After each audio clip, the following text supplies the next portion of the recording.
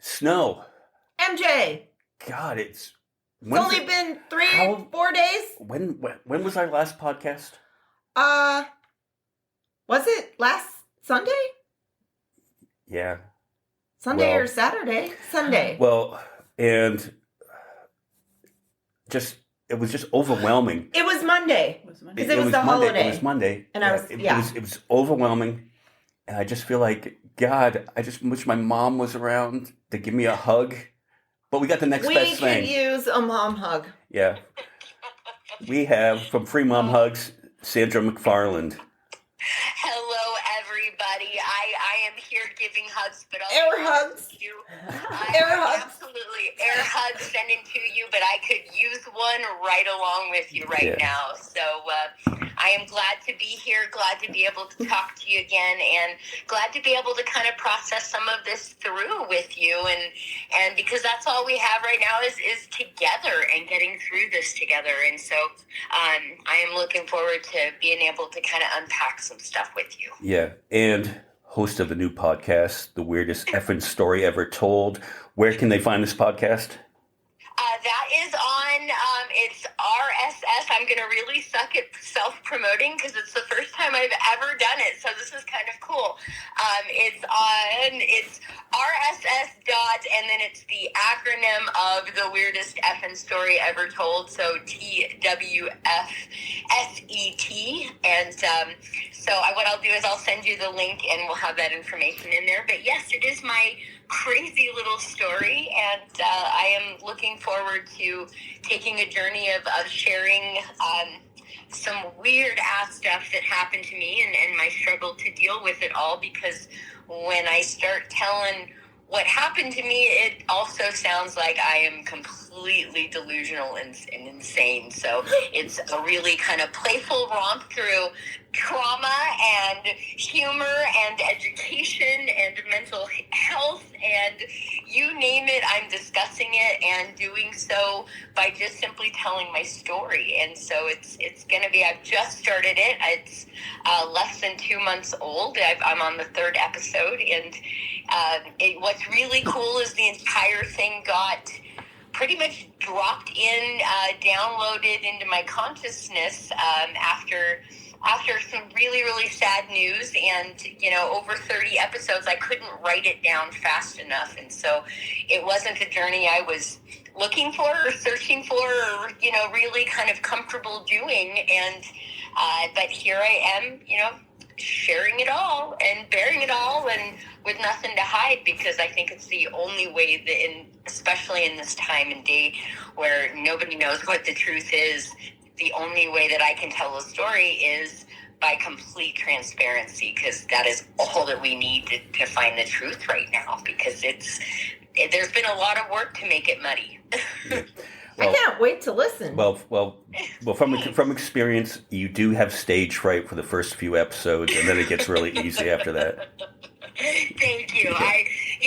The interesting thing is when all of this happened, I knew nothing about podcasting or, I knew how to do a text message, and I figured out how to do it via voice, and I was proud of myself. And so this journey was, I've got to figure this stuff out, and then trying to just, feel comfortable sitting, talking to myself about, all of the skeletons that, no longer hide in my closet. They're out helping other people with theirs. So, it's an exciting journey. Well, good. Can't wait to listen. Oh. And I'll hit you up off air on how to promote it more, just like Spotify and the other platforms. That would be fantastic. And then also any editing with sound and things like that, because I know that I'm dealing with sound qualities, and I'm sure it's an easy fix, and I'm just really ignorant right now. Oh, believe me.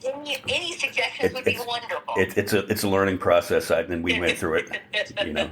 Exactly. So and I respect you guys greatly. So any wisdom you can pass down to a newbie would be fantastic. Yeah. And I'll share this file so maybe you can cross promote and we can put it on yours.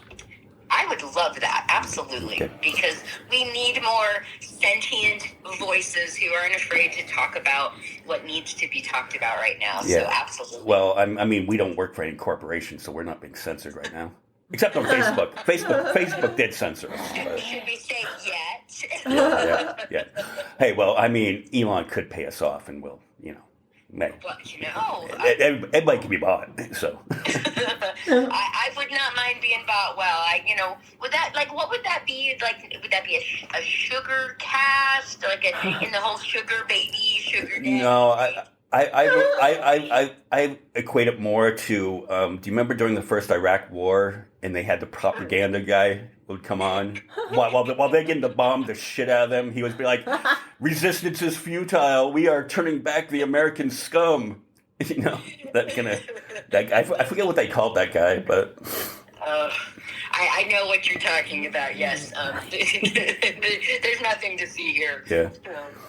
That's the frightening thing is, and it's, I don't like having that my brain automatically jumps there, and you're going to go over how much has happened, but I jump into, okay, everything that we're looking at right now, what is it that's really going on that we're not supposed to be looking at? And and I don't like feeling like that. I feel like we're living in a kind of a John Clancy, West Wing meets Five Nights at Freddy's hybrid type of, season finale of America.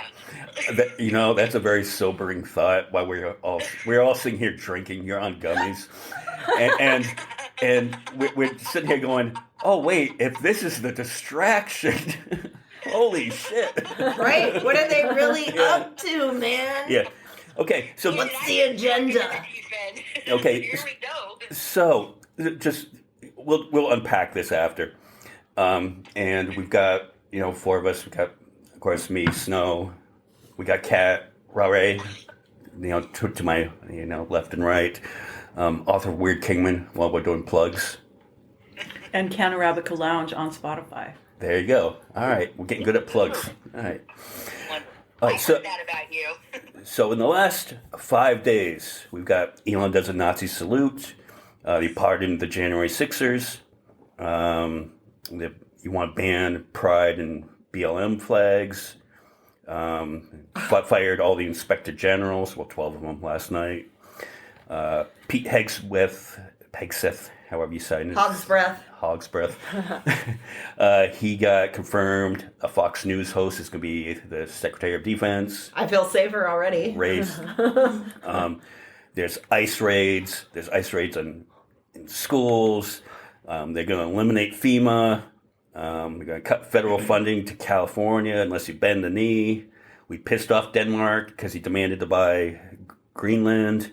We're going to have 25% tariffs on Canada and Mexico in the next February 1st. Got immigrants not showing up to work because they're afraid of getting deported.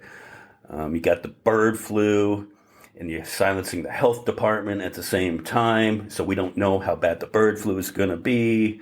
And you had the wonderful, I'm going to butcher her name, Bishop Marianne Bud, Beauty, gave this wonderful sermon to just say, hey, there's a lot of people that are scared, especially the transgender community.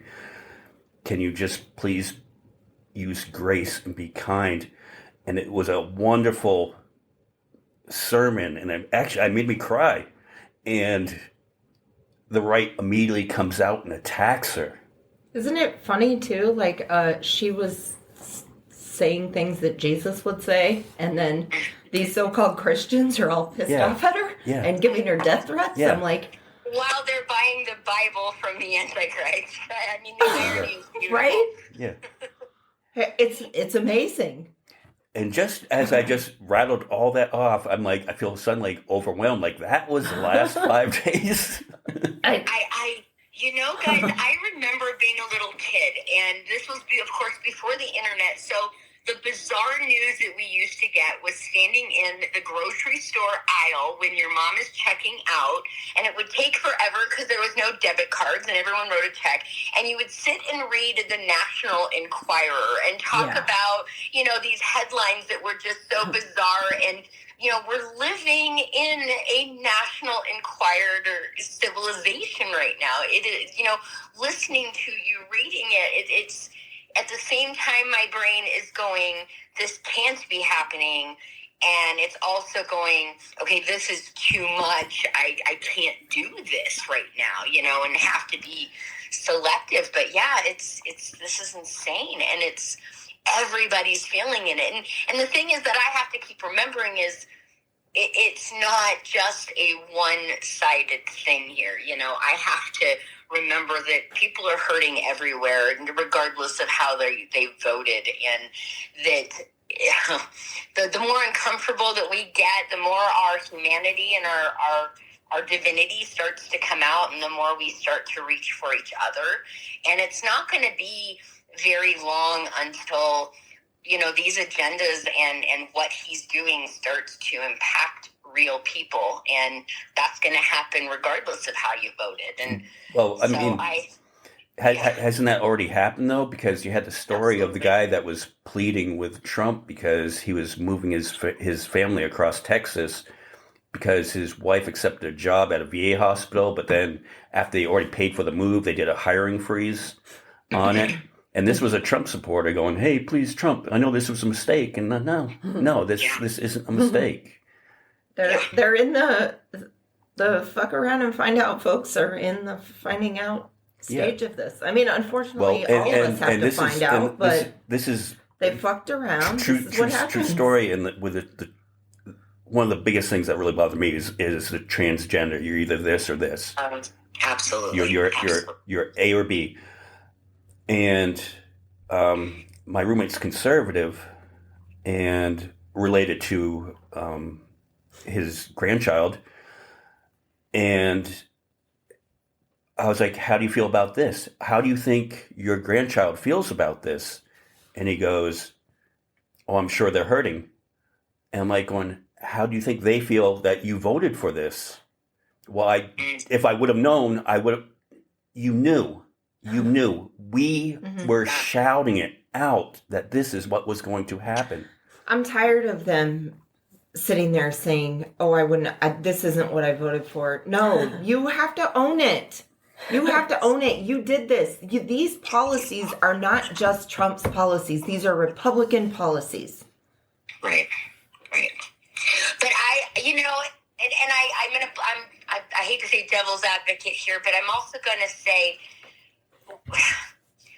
we're talking about a demographic that operates at a deficit financially, educationally, opportunistically.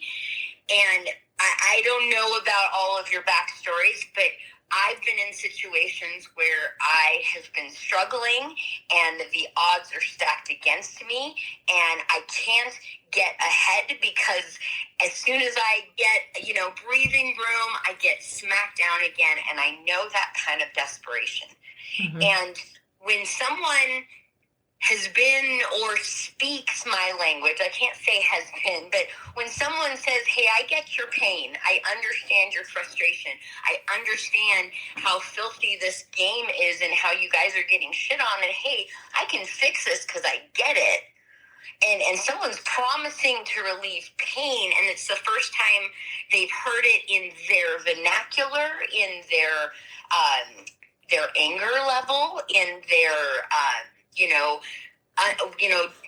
depth and breadth of understanding. And, so yes, this is going to be this kind of transition of whatever we don't know about yet. And this, psychologically, we don't want control and power taken away from us. We are hardwired to say, you can't tell me what to do.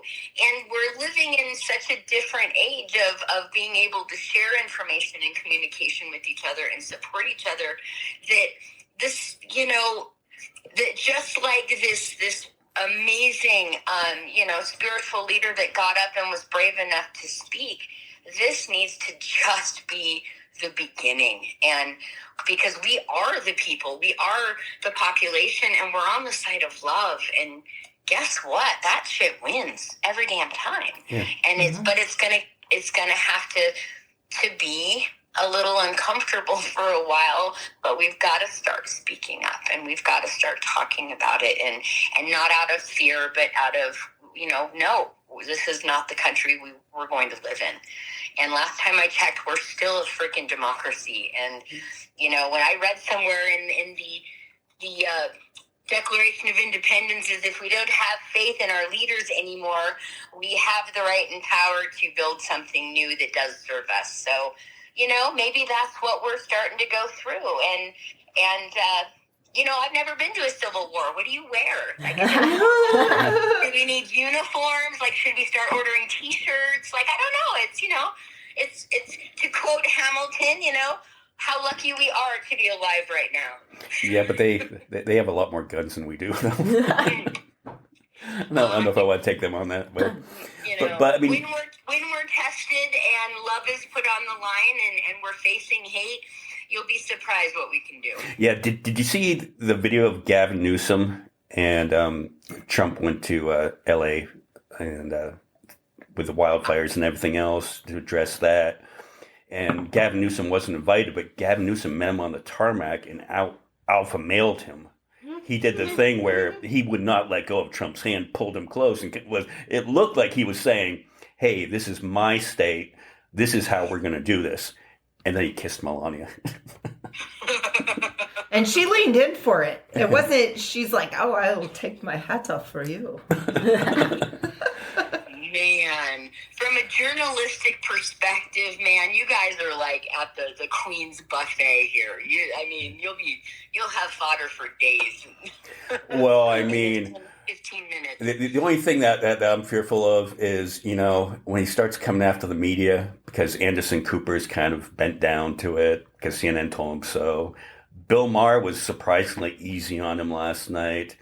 And I feel like when they start coming after the critical media, do they start with the late night talk show hosts, or do they come after us first? Because we're pretty low hanging fruit. I don't think they know who we are. Oh, Facebook certainly does. What? Really? They banned. They censored our podcast. The algorithms.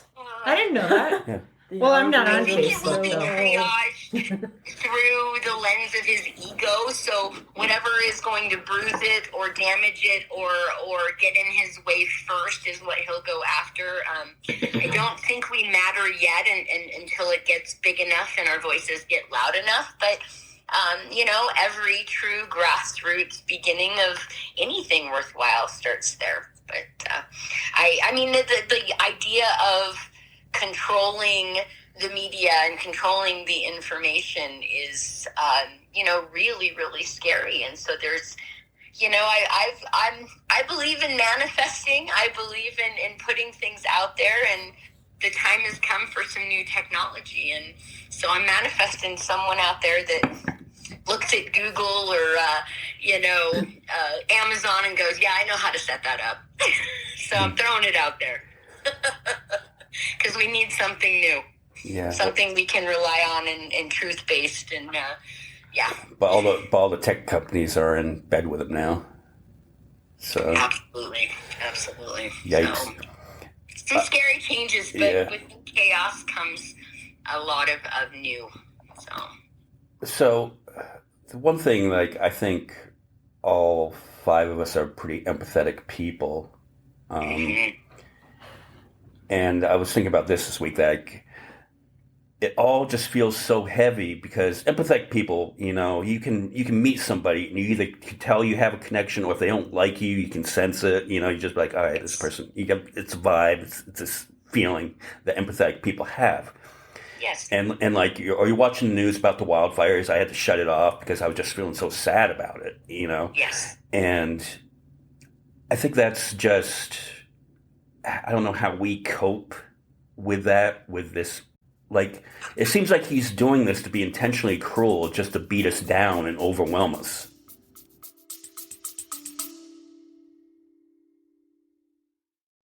In a world that shuns the uncomfortable, We embrace it with open arms and open laughs. Our candid narratives around our stories assure you that awkwardness is a shared human experience. Join us by tuning in every Tuesday to our podcast, Top Shelf Stories. Maybe you'll learn a thing or two. I honestly think that it is a distraction. It is meant to shake us up. It's meant to kind of that what does the animals do? The puffing, sticking out your chest and showing what you got, and the man behind the curtain, roaring the big Oz head, type of bravado.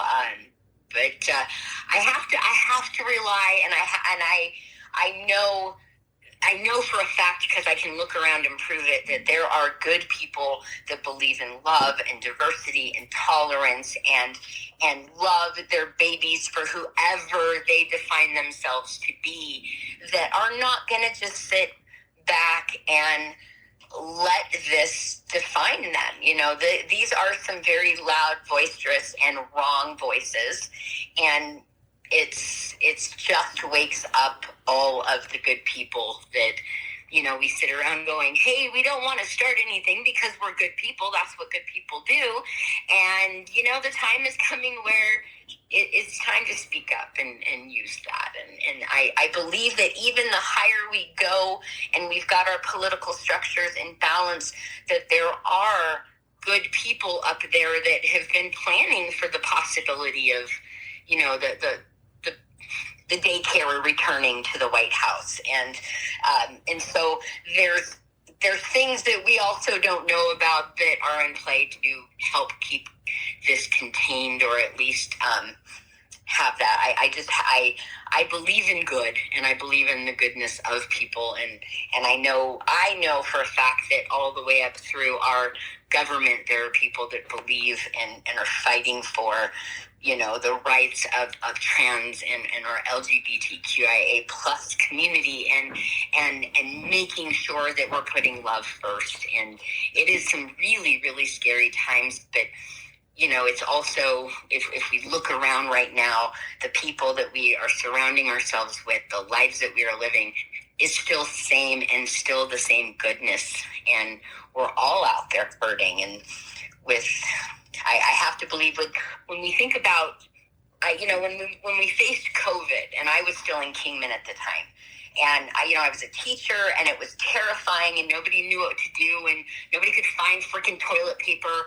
But what started to happen was Facebook in our local feeds got flooded with people saying, if you can't get out of the house, I'll bring you peanut butter and jelly sandwiches. If your kids don't have lunch because they're not at school, I'll bring you lunch. And this was unprompted. This was just people being human and caring for each other. And so, if this gets really scary, this is also what we have to look for, because there is power in the numbers and power in love. And so that's where I have to put my faith, and I have to be really selective of what I am putting in my consciousness. And I had to unplug, because I came from Southern California. That's my home. And, I've been watching it burn, and just, it's awful. And watching kind of my country right now burn a little, I have to, for my own mental health, to be able to stay healthy and balanced, I have to really be selective of what I'm putting in, and a headline at a time, and, sit in district meetings and talk about how do I deal with it when ICE comes to my school, and, try not to cry when I think about, don't do this to our babies, and then have to relax and unwind and sit and meditate and realize this is all too just temporary, and the pendulum always swings back, and we've been in hate and ugliness and greed for a really long time. So when it does swing back, it's going to be amazing. And so that's where I have to put all my faith and my thoughts, because otherwise as an empath, and everybody has this feeling, and I liken it to, like, when you walk into a room and you suddenly realize that you've walked into somebody having an argument. They're not talking, nothing's happened, it's quiet, but you just have that kind of, that mojo of like, I walked into something. It's that feeling, but for empaths, the volume, the intensity, and the sensitivity is turned up. I mean, I can't watch violent movies because my whole body reacts to, watching violence and or going through really traumatic things. Watching it happen, I can feel it in my body. If I'm standing next to someone who's struggling, I can take on and feel that struggle. And I know in my brain it's not mine, yet my body is reacting and feeling that. And so, yes, that heaviness is everywhere because everyone is scared and everyone's on edge and everyone doesn't know what to expect. And so, yeah, I have to come love first, and I have to start every day with everything that I have right now that I'm grateful for, and everything that's in my life right now that is positive, and I just have to cling on to that because otherwise it's too much. It's just too much. Yeah, I know Sto and I have, curtailed our news, like watching the news, physically watching the news. And I haven't done it since the election, other than during the wildfires. I watched it for a couple of days. But I find that I'm going to consume my news through the late night talk show hosts. Okay, let me just have a laugh while I try to digest this. Yeah. We're counting on you to pull us through. Come on, Colbert. Yeah. Come on. Yeah, I'm all about the comedy right now, too. I think I'm kind of doing the whole, there's a quote by Lennon about that, like, don't react. I'm going to mess up the quote. I don't know it word for word, but it's about, like, don't react violently because, they know how to handle you with that. But if you, like, laugh in their face, they don't know what to do with that kind of thing. Like, I feel like that's where I'm at. I'm just going to laugh at all of them. Just keep laughing. Laughing at all of it, laughing at ourselves for, laughing at all of it's going to help. And also approaching it with love. I mean, the only way, and it feels so weird, and I'm having to really embrace this, is the only way we're going to combat this with love. And, quite honestly, I'm worried about his mental health, and I who love and care for people very deeply that are suffering with mental issues, I really strongly believe that this country needs to embrace his welfare and question it and love him right out of office. Right? That's going to be a tough one for me. It is really, really tough, and and I have to just remember that a lot of damage creates personalities like that, and then I have to, thinking as a teacher, it takes a lot of some really rough stuff to have created someone that believes the way that he believes. Yeah, that is a very unloved man. I mean, I got that impression during his first term before he was even elected. I'm like, that's somebody who really has no love. Right. And anyone grew up without it. Yeah, their self-purpose, their worth is in money and how much they have and how much they can, put it in people's face. That is a very empty, hurting, emotionally damaged person that their worth has to equate what they have or who who knows their name. I mean, it's really quite sad, and I send love because it's got to be that painful to have to feel that way and be defined by your dollar sign or your perceived dollar sign. I know people personally in my life that are kind of like that, and I feel sorry for them. Like, I kind of distance myself from them, though, because it's like, I can't help you. I mean, I don't know what to do. I mean, because I know a few people like that it's all about, like, money and, like, the name and everything and name dropping other people and whatnot. Yeah. It's sad. You feel bad for them. And you can tell they're not happy people. Like, these are not happy folks. Exactly. I'm going to totally date myself, but dear Abby, I'm having a codependent, narcissistic relationship with my country. Please help. What can I do? Oh my God. Have you had, being a teacher, have you had this yet? And thank you for doing that. That's one of the best jobs anyone can ever do. But have you had any kids come up to you over the past couple weeks and that are afraid or unsure of what's going on?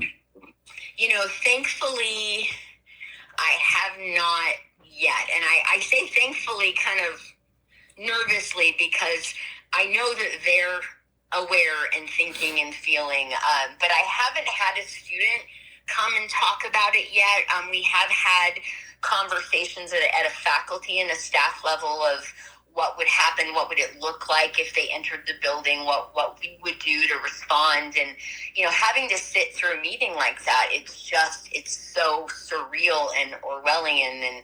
And then I have to just, kind of pull back from that and say, okay, this is just temporary. But yeah, it's a difficult place to be in because, my hands are tied ethically about what I can discuss and talk about and offer. And there's got to be a separation about what I believe, in my core and how I'm sharing information. I've got to really make sure that I'm not putting my bias into it when I talk to kids or when they ask about questions. But the deeper we go into this, the harder it is because if they ban pride flags and they ban, representation of that this is a safe space and you can be, whoever you are with me, it's not going to happen. And if that means I have to lose my job, if that means I have to, stand on my little soapbox and start screaming, then so be it. Because the right now in all of these messages, love has to be number one. And both me as an individual, both the organization that I am a member of, which is freemomhugs.org, we are here and we will not back down. And we are here ready, armed and ready, to hug this out and be here and get through this together. And that's what it's going to take. But yeah, it's some scary times. Right. I mean, because, and this just hit me, like, it could be a real thing. Like, they could not give permits to Mojave Pride this year, and base it off of, this kind of rhetoric. Absolutely.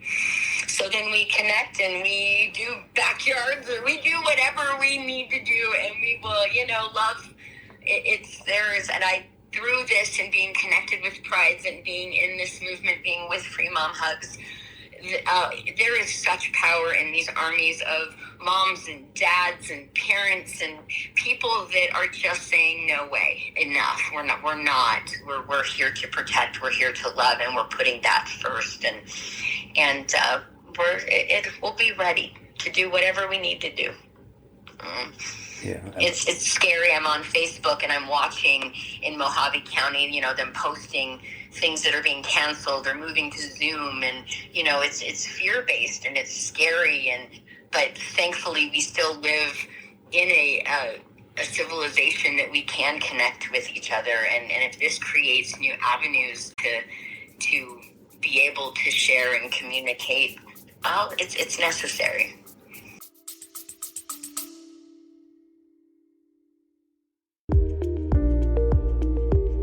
Eye-Opening Moments podcast are real-life stories of adversity, encounters, and perspectives. They are moments that can lift your spirits, give you some food for thought, or move you. For the introspective mind that likes to reflect, discover, and find solutions or meaning in a complex life, listen to Eye-Opening Moments podcasts. Yeah, I mean, tell the truth, I get a little bit like, oh shit, should I really be putting these thoughts out on the airwaves? You know what I mean? It's so weird we have to think that way. Yes. You know? Saw a thing that was like, don't comply in advance to fascism. Yeah, well, You know? yeah, like I did think that, but I did think about that, and I was like, going, maybe we should back off and discuss other things, but at the same time, tricky. I don't want people telling me what I can and cannot say. Yeah, it's like this tricky thing. Yeah, we were promised. We were allowed freedom of speech. Yeah. We were promised that. That's the first one, And for a reason. I read somewhere, as a social studies teacher, I read somewhere that, that's kind of a big thing in our country that we should be allowed to do. Somewhere I read that. Right. In some book, So there's something out there. I don't know. Maybe it was a feed or a post or something. But this was literally the foundation of our country. And, I have to remember, too, that the majority of conservatives are not these crazy, radical, hateful, racist, extremists that don't give a shit about laws and they want to do whatever they want to do and they want to do it their way. The toddlers of their political party. Mm-hmm. The majority of them, they want a good life, they want safe families, they want education for their kids, they want to be able to flourish in our country. And, yes, is there an imbalance in terms of economics of, who gets the lion's share? Absolutely. But the majority of them are not hateful. And so when these things start to roll out, there's going to be a lot of people that are going to be displaced from their own party because what they were promised or what they thought this was going to be is not what this is. And they're going to need to be received with love because we've got to be able to put our actions where what we're preaching. And these people are going to need to know, like, hey, we are not against anybody. We just want equality. We want love. We want everyone to be able to just live in peace and not have to define, who they are, what they do, who they love by anyone's standards but their own, and not have to be, chastised or discriminated against for it. Like, this is, and when these people are coming in going, this is not okay, that we've got to be ready to accept that with love too, because that's going to happen. It's just a matter of time. Well, yeah, there's a bunch of them that are already mad about all those pardons. Like, and even on that side, they're and they need to start speaking up, and they need to start being a voice because they are not alone. My own father, before he passed, was, a conservative his whole life, and there's a whole section of people that, that this party right now does not speak for or stand for, and so there's going to be a lot of shifting and a lot of redefining, and I have to believe it's all for the greater good, and we're working through this. Now, Kat, you kind of, you didn't totally agree with that, right? You kind of shook your head during that. Like, the accepting, like, showing compassion back, right? And I'm like, you're better than I am. Still mad. But you should be. You know what? Like, everyone should be whatever. I feel like that police union that's all upset now, I feel like even now, if they were to do it over, they'd still vote for the fucker. And that's what pisses me off. Probably, yeah. I know. I feel like there's a lot of people like that, and it's... I think the only really reason that police union came out crap. and said something was like that they got backlash. They got so much backlash saying that he was going to. Right. I think it's just words. Them. I think it's just. I don't even know that I really mean it. They mean it. Yeah. I don't feel like whenever they came out and said something against it. Dissonance that. Yeah, I was like, okay, good for you, but I don't really believe you. Like, it's kind of like an apology that's like, yeah, whatever. I don't really I don't believe you. Like when you're a little kid and the other kid's mom makes them say you're sorry, and you just know that like there is no sincerity there whatsoever. Yes, like that, and it just feels like that. An insult to my intelligence, which pisses me off even more, honestly. Exactly. That they expect me to fall for the thinking it's sincere. Yeah. I don't know. Yeah. Well, I'm trying to equate it to them, though, because when Biden won, I mean, a lot of them thought it was stolen and whatever.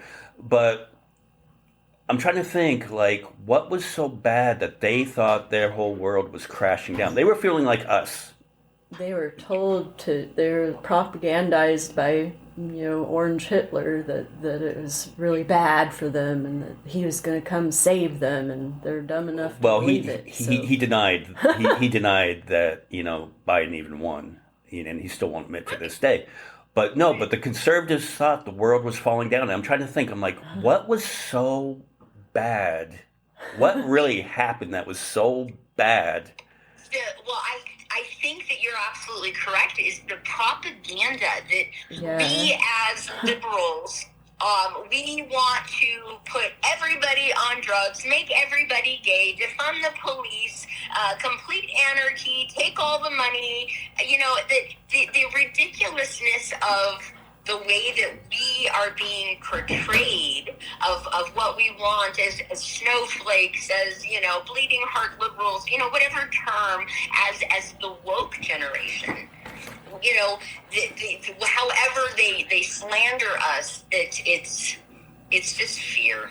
It really is truly just fear and propaganda. And it is like a generation or a whole country of people with like low self-esteem and self-loathing, and they're projecting their self-loathing by hating other people, and he appeals to their hate. It is we have to have someone to blame, and we have an administration that understands how both media works, how politics works, how business works, and how all of those back alley shady deals work. And, I liken it to that kid in the classroom that, won't listen. And when you tell him, you need to sit down, and, well, I don't see it written down that I have to sit down. Or, why do I have to get in line? And so we have to create new rules to kind of manage this one, out of control child. And kind of that's where we are politically right now. Yes, so. I gotta comment on what was so bad, because I had to go to the bathroom real quick. But what was so bad for them? I gotta go by what I see. And after Trump won the election, the majority of the people that I interact with on a daily basis on my route took down the fuck Biden signs, or the fuck Biden flags and the Trump flags, and they replaced them with brand new American flags, which great. So I gotta say, they just, I don't know if it's fair to like categorize them as this, but I think they just really hate Democrats. I do. I think they just really hate the left so much for whatever reason, because it's like, it seems to me like they went back to, oh, finally we've got America back and I don't have to, and maybe they even know in their mind how ridiculous he is, and it's like, oh, I can take down the Trump flag because it's a little embarrassing, and I can finally put the American flag back up because I'm no longer in protest against the left.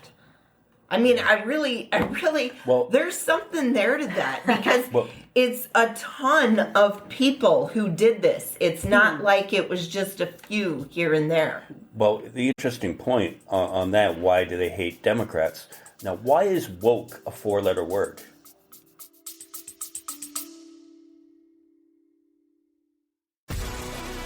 I am Joseph M. Warner, the host of Constitutionalist Politics Podcast. Hoping you will tune in every weekend. Also hoping you will watch for the companion Constitutionalist Politics book, Politics, from a Christian-based U.S. constitutionalist perspective. Thank you all. Take care. God bless.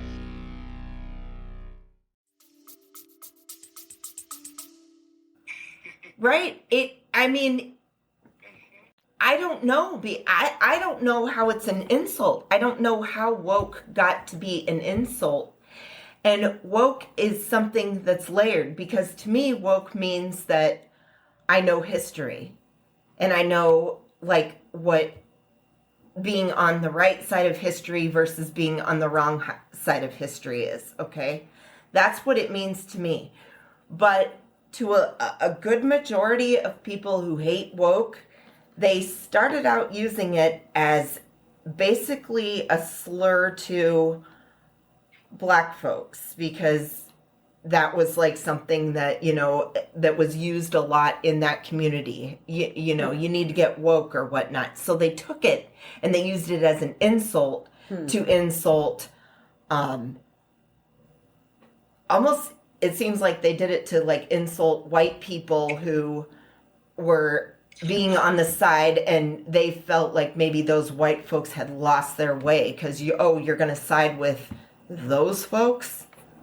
I feel like COVID was a huge catalyst to people, like, to the Republicans and their mindset, because I think they blame, again, it goes back to people not liking to be told what to do, and they were so upset about, like, mask mandates and all this stuff. And but that happened during Trump, though.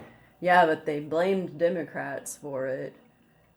And yeah, that's how woke is so layered, though. They think that is woke.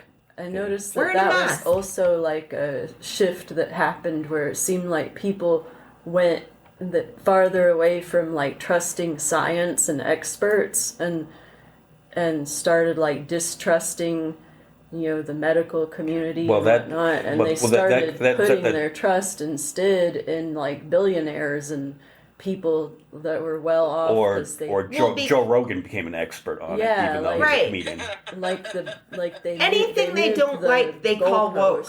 Anything they don't like, they categorize it as woke. Now it seems like they've shifted, into just, like, putting their full trust into tech bro oligarchy, billionaires. And I think, I don't know. They're all into fucking Bitcoin and crypto, and they're going to lose their asses. The billionaires are going to make tons of money off of it. Yeah, but regular folks are going to lose their asses. Everybody that was investing in the Trump campaign. Yeah, and they're going to continue to lose their asses. They have an extreme distrust of government and science and experts, and they've transferred that displaced trust into trusting, like, corporations and wanting to privatize everything, and, like, and he appealed to that, like, thinking that like, he's not part of the government, even though he's, like, right. The head of the government. So this goes back to a conversation I was having with somebody else. Like, is Trump the system, or is this Trump's fault? Or is he just like a symptom of the problem? And I think the problem was in part due to social media, because everybody's allowed to speak up, voice your opinions on social media. Everybody's got a voice. Everybody's an expert. Okay. Now I think Trump took that ball and ran with it. Yeah. And now he comes out and says stuff that no politician would ever say. He does stuff that no politician would ever do. Being a politician, he so supposedly shakes up the so-called status quo, even though he's creating an even worse. Now you always know politicians will tell you whatever they want, to win. We always know. Years back, George Carlin could tell you politicians always lie. It's all bullshit. The fucking corporations control everything. This has always happened. But social media comes along and everybody's got that opinion. Trump comes along, he says stuff out loud about Obama, and then everybody feels emboldened to be able to say that. And then he's a liar, and then you get the people all parroting his lies, and then you get distrust in science. Science is science. Yeah, Facts it are probably facts. did start with social media, and then COVID just escalated it. Well, even worse. but then this is the first administration. You got Kellyanne Conway. Well, these are alternative facts. No, there's no alternative fact. A fact is a fact. You know, the frightening thing is I a lot of my background educationally is in multicultural education and making sure that the curriculum being taught in the classroom is anti-bias and anti-racist. And one of the things that I remember doing with my own children in LA is I took them to the Museum of Tolerance, and it's an incredible place. If you've not been, you need to experience it. But where's that? What they do, it is in Los Angeles. It's been a long time since I've been there. It's right off the freeway, but it's. I can send you the information. Okay. But what they do is they walk you through Hitler's rise to power, and they do it through showing you examples of the propaganda, showing you examples of muddying the water between what's the truth and what's not, muddying, raising the fear of it.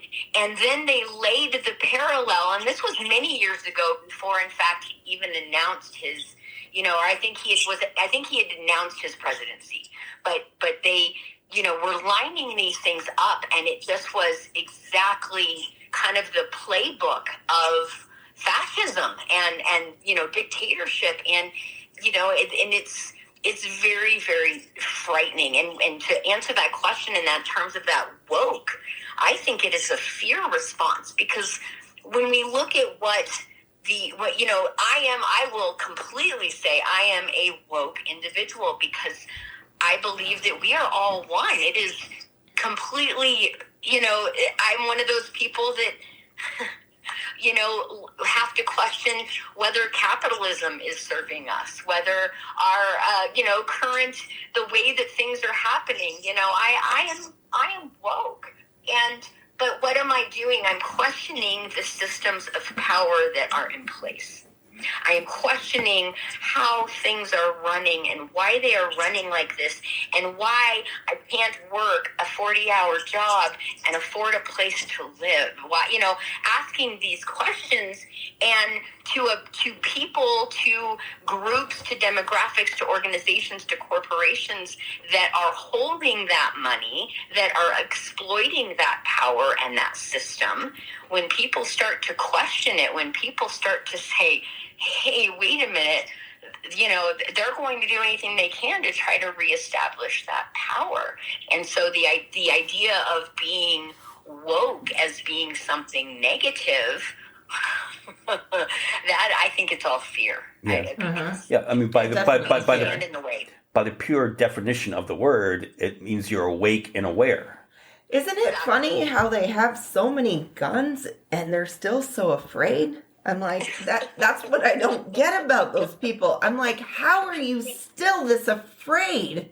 I think it's like the one common ground, if you could claim there is one, between like all of us here, I think, and the MAGA people, is that like everybody can pretty much agree that the system as it currently doesn't operate in everybody's best interest all the time. Like there's plenty of work that could be done, with like there's a lot of bureaucracy in government and frustration. But that's socialism. They've got throw the baby out with the bathwater syndrome, where it's like instead of working on what's there and making it better, they want to just throw it away and burn it all down. Burn it down and start over. And I think that they're in denial about how, yes, it can get worse than right. If you burn it all down, you get rid of everything. You get rid of the good things too. Necessarily good. It means they could replace it with something worse, and yes, it can get worse. Well, it's ridiculous. And Kat, you're right. The Democrats are to blame too for this mess. And you have to look at where we're at in our accountability. And the more you listen to Bernie Sanders, he was right. He's right about everything. Because Bernie has policies that are more relatable to like either an FDR Democrat or an Eisenhower Republican. I mean, this is how policies used to be. Then we got neolibs and neoconservatives. I mean, that's what happened. They're no longer serving what actually worked for this country. That the New Deal stuff worked. It helped people on our level. The MAGA people have an extreme disdain for, corporate Democrats. They want to go back to what happened right before the Depression. That's what we're headed back towards. Into not realizing that they're like throwing out one system for a whole different system that's going to exploit them. On Snow's point about depression, what led to the Depression was the tariffs. Yeah. And the oligarchy. Yeah. And that's why history is important. Well, and history always repeats itself. It always repeats itself. Exactly. Always. And so it's usually in 80-year cycles. Yeah. The pandemic. Mm-hmm. And we are at the foothold of the next civil rights movement. And we get to, be able to redefine what it looks like and redefine now. Is that going to happen in the next 4 years? Not out loud.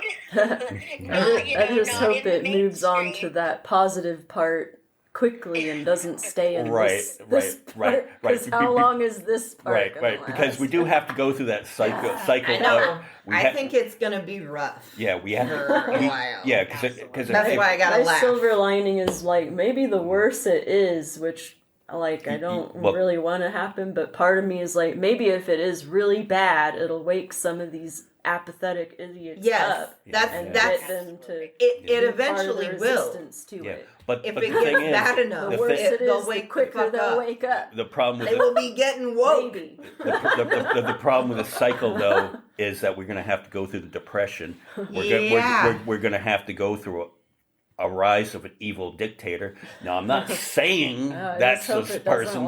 I'm not saying, but the story is really similar. You're not saying the H word. I'm not saying it. But I watched that 4-part documentary on Netflix, and it was eerily similar. Yeah. I hope. I think it was 6 parts. I hope that the swing. But yeah, it was amazing. Everyone should watch it. Sometime in my lifetime, at least. Like, I hope that it swings back to the positive end before I. Well, that's a good point because our attention spans are a lot shorter now. So maybe it'll just be like a really quick depression, and then a really quick dictator. About that. Let's fast track. Dictatorship. Yeah. Let's get it on out. Let's get the TikTok version of the depression and the dictatorship out of the way. Move this shit along. Move it along. Yeah. We'll order the Temu version. Maybe it'll just be smaller and not last very long. Yeah. And if we don't like it, we can just swipe up to the next one. All right. Done with this. Bye-bye. Dad making a game show. So you want to be dictator, and we can vote whether we want that to happen. We never know. So I recently read something actually this morning on Facebook, and it was actually kind of put this whole conversation into some really eye-opening perspective. And it says there's a weird panic spreading among some of my progressive friends. And these aren't my words. I don't want this confused with the legitimate fears that immigrants have and children of trans families have. These folks and many of the others on Trump's list are being deliberately targeted. I'm talking about my friends who are successful, affluent, living in deeply democratic cities and states. There's a sense that the world is being torn apart. It just isn't.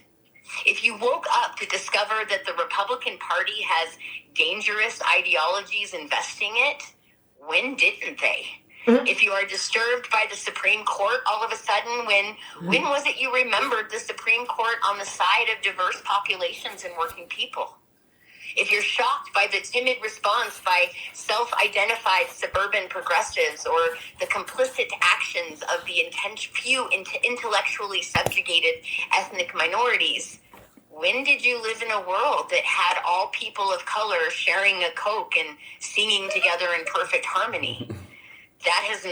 This has been America my entire life. Little has changed. Rich oligarchs and their sycophants are doing evil, undemocratic things. White supremacists are corrupting law enforcement. Ivy League schools aren't accepting fair amounts of women, people of color, and folks with less common sexual expression. Big shocker. The next thing I'm going to read is that water is wet and it's because of Trump, in all caps in some overly caffeinated Bernie Bros style post. Yes, this is America. So, fight. Stop buying Teslas, leave X, insult Zuckerberg on Meta, and boycott something. Do it all if you need to, but the chicken little act about this falling sky is not what we need. Donald Trump is a more pathetic Woodrow Wilson. Elon Musk is a South African knockoff of William Randolph Hearst. Yes, he's a fascist. So was Henry Ford, Walt Disney, Adolf Coors. We have a lot of terrible, awful, dreadful, violent people in America, just like we did yesterday and the day before. But we also have extraordinary progress when we act like committed adults and hold firm to the work of pushing our country forward anyway. As people who oppose Trumpism, we have genuine urgency and real considerations. But we also have to do the dishes and clean our litter boxes and kiss the ones we love. I cannot pretend to be terrified for every waking hour for the next 4 years of this. I need sober, rational, engaged actions coordinated among serious and reasonable people who are ready to come to these challenges without spiraling or freaking out every time the phone buzzes with news about these assholes. We lost, get used to it, and work towards better. We don't need another year of, I can't believe this is happening. Of course it happened. So pull yourself together and start getting better at opposing it. We didn't get here because Trump and Vance are magically endowed with supernatural dynamism. We got here because we lost. And box wine hysterics from Friday night news junkies and armchair revolutionaries doesn't seem to work. Jill Stein isn't coming to save you. Pussy hats aren't going to save you. No one anywhere is coming to your rescue now or ever. So let's try something that wins instead of wasting 4 more years of sustaining apoplexy and paralytic fearful inaction. Opposing tyranny was always exactly this difficult. So get tougher now, right now. And I believe these words deeply. I know. That was good. It's probably a good spot to, wrap this up.